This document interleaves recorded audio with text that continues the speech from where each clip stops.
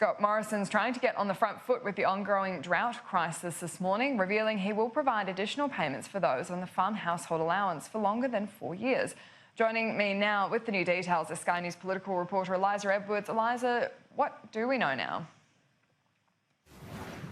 Well, Annalise, this has just come through. The Prime Minister has just revealed these changes to the Farm Household Allowance to bolster financial support for drought-stricken farmers beyond the 4 years of the Farm Household Allowance.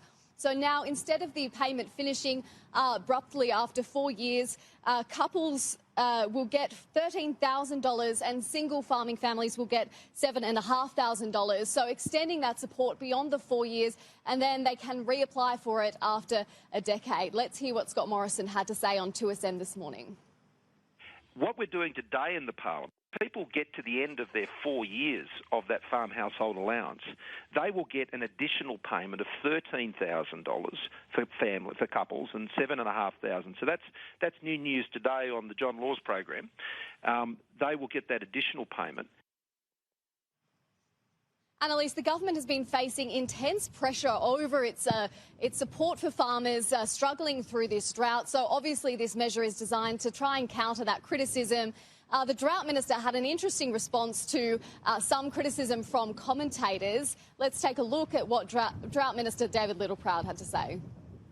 I think we've been careful not to talk ourselves down because we want the next generation to think that agriculture is a good part to be in. So while I get metropolitan commentators are frothing at the mouth at the moment, we can do ourselves and regional Australia a lot of harm if we talk ourselves down. It will rain, Hamish, and you know what? I don't have the comfort of tucking myself into a bed in metropolitan. I actually live and breathe it every day, my friend.